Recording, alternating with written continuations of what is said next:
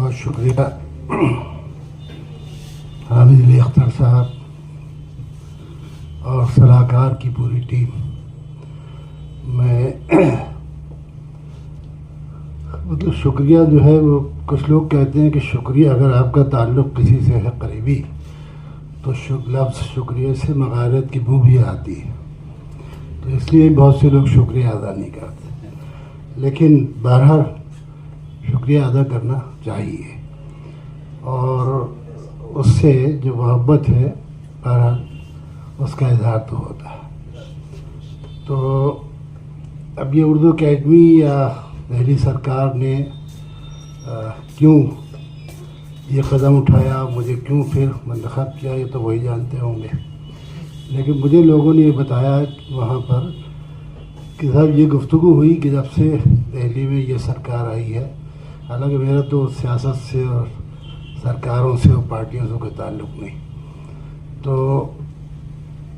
تب سے جتنے لوگ رہے ہیں وائس چیئرمین اور جو کام ہوئے ہیں تو اس کو انہوں نے شاید کچھ اس پہ غور کیا اور یہ سمجھا کہ شاید سب سے بہتر کام اس وقت ہوا تھا، تو ان صاحب کو جو ہے اس وقت بلا لیا جائے. بہرحال تو دلی سرکار کا بھی شکریہ اور تمام آپ حضرات، اور جس طرح کا اظہار کیا اخباروں میں لوگوں نے، سوشل میڈیا پہ محبت کا، تو ان سب کا بھی میں شکریہ ادا کرتا ہوں. اس کے علاوہ یہ کہ منسٹر نے خود یہ کہا میٹنگ میں کہ جو اس کے منسٹر ہیں سوربھ بھاردواج خاصی پڑھے لکھے آدمی ہیں، آئی ٹی کے انجینئر ہیں، پہلے امریکہ میں تھے اور بہرحال یہاں آ گئے، تو بہت سلجھے ہوئے اور معقول آدمی مجھے معلوم ہوئے.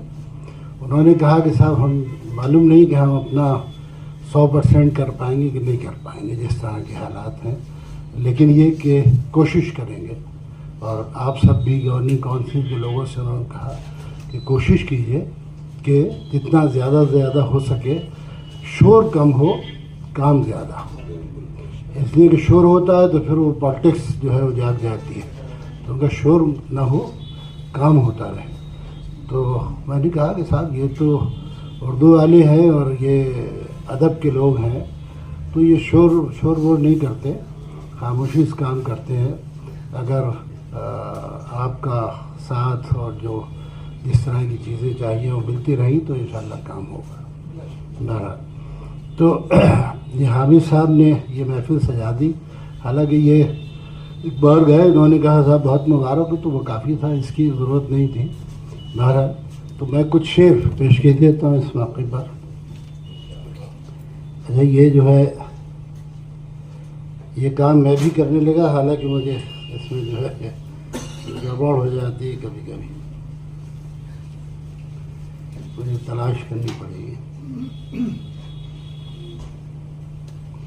ابھی ایک جوش کے سلسلے مشاعرہ ہوا تو اس میں کہا کہ بھائی جوش کے کسی مصرعے میں، تو یہ کچھ تازہ غزل وہاں میں نے پڑھی تھی.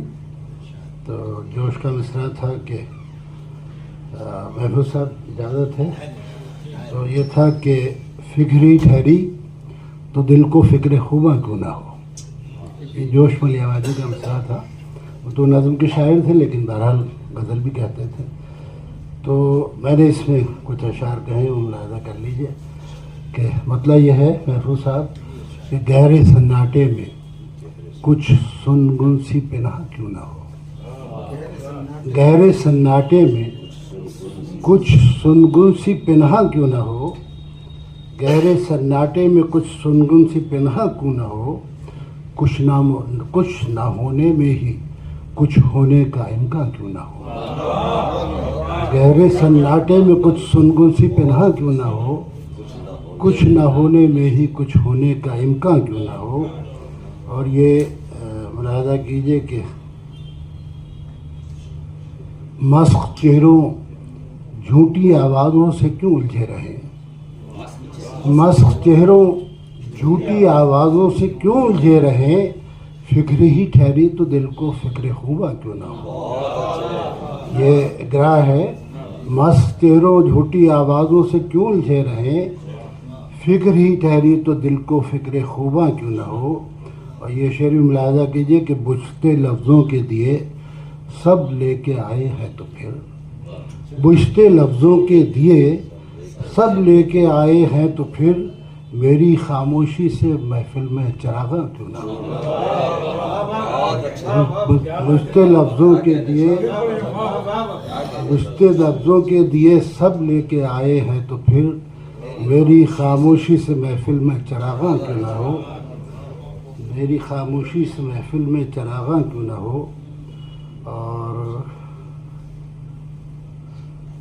کیوں نہ اب بھی بولتے ہنستے ہوئے دیکھیں اسے. کیوں نہ اب بھی بولتے ہنستے ہوئے دیکھیں اسے. وہ نہ ہو پرچھائی اس کی گھر میں مہماں کیوں نہ ہو. کیوں نہ اب بھی بولتے ہنستے ہوئے دیکھیں اسے. وہ نہ ہو پرچھائی اس کی گھر میں مہماں کیوں نہ ہو. اور یہ شعر بھی ملاحظہ کیجئے کہ اس پہ ایک وہاں بڑے مزے کا کمنٹ ایک صاحب نے کیا تھا. شعر یہ ہے کہ ذوق جدت کے جنوں میں قتل معنی ہو تو پھر. ذوق جدت کے جنوں میں قتل معنی ہو تو پھر شعر کے ہاتھوں میں شاعر کا گریباں کیوں نہ ہو.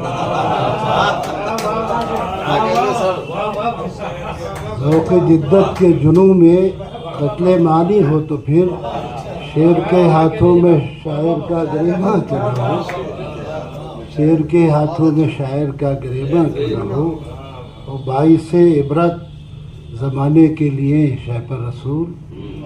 باعث عبرت زمانے کے لیے شہپر رسول. میرا ہی انکار کیوں ہو تیری ہاں ہاں کیوں نہ ہو.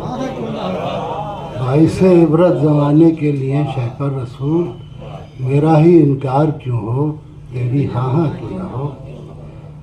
بہت شکریہ. ایک اور پڑھ دیتا ہوں ورنہ پھر آپ کہیں گے نہیں اور پڑھیے تو وہ کام میں کرتا نہیں. مشاعروں میں لوگ کرتے ہیں کہ میں جا نہیں رہا تھا جا کے دیکھ رہا تھا.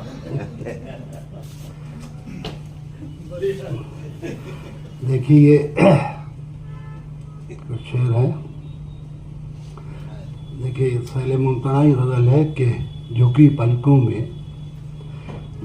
پلکوں میں دھیمے دھیمے مسکانے کا منظر. اور مختلف مناظر ہیں اس کے تمام اشعار میں کہ جھکی پلکوں میں دھیمے دھیمے مسکانے کا منظر. عجب ہوتا ہے اپنی بات منوانے کا منظر. جھکی پلکوں میں دھیمے دھیمے مسکانے کا منظر. عجب ہوتا ہے اپنی بات منوانے کا منظر. اور تمناؤں کے نرغے سے نکل کر یاد آیا. تمناؤں کے نرغے سے نکل کر یاد آیا. گھنے جنگل میں کھویا راستہ پانے کا منظر. تمناؤں کے نرغے سے نکل کر یاد آیا. گھنے جنگل میں کھویا راستہ پانے کا منظر. اور تعجب ہے کہ اس کوچے نے اب تک یاد رکھا. پرانا مفہوم تو کوئی نیا نہیں ہے لیکن میں نے اسے شاید کچھ نئے انداز سے کہنے کی کوشش کی ہے کہ تعجب ہے کہ اس کوچے نے اب تک یاد رکھا. اچانک وہ کسی کے سامنے آنے کا منظر. تعجب ہے کہ اس کوچے نے اب تک یاد رکھا. اچانک وہ کسی کے سامنے آنے کا منظر. اور یہ ذرا شعر ہاں یہ جو ہے کچھ یہاں سے موڈ مناظر کا چینج ہو گیا. ملاحظہ کیجئے کہ کبھی چہروں کی ویراں داستانوں کو پڑھا ہے. کبھی چہروں کی ویراں داستانوں کو پڑھا ہے. کبھی دیکھا ہے بے آواز چلانے کا منظر.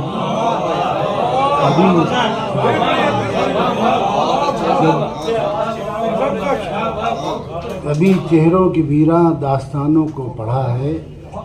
کبھی دیکھا ہے بے آواز چلانے کا منظر. اور وہ خوش ہیں ایک عہد بد نظر کی آنکھ بن کر. جو آج کا زمانہ ہے وہ آج کی نظر میں ہے کہ وہ خوش ہیں ایک عہد بد نظر کی آنکھ بن کر. حقیقت میں یہ ہے بے موت مر جانے کا منظر. وہ خوش ہے ایک عہد بد نظر کی آنکھ بن کر. حقیقت میں یہ ہے بے موت مر جانے کا منظر. اور جسے دیکھو وہ جبراً ہنس رہا ہے جیسے شہپر. جسے دیکھو وہ جبراً ہنس رہا ہے جیسے شہپر. یہ خوش خانے کا منظر ہے کہ غم خانے کا منظر؟ یہ خوش خانے کا منظر ہے کہ غم خانے کا منظر؟ جھکی پلکوں میں دھیمے دھیمے مسکانے کا منظر، عجب ہوتا ہے اپنی بات منوانے۔ بہت شکریہ۔ بہت بہت شکریہ شیخ بررسول صاحب۔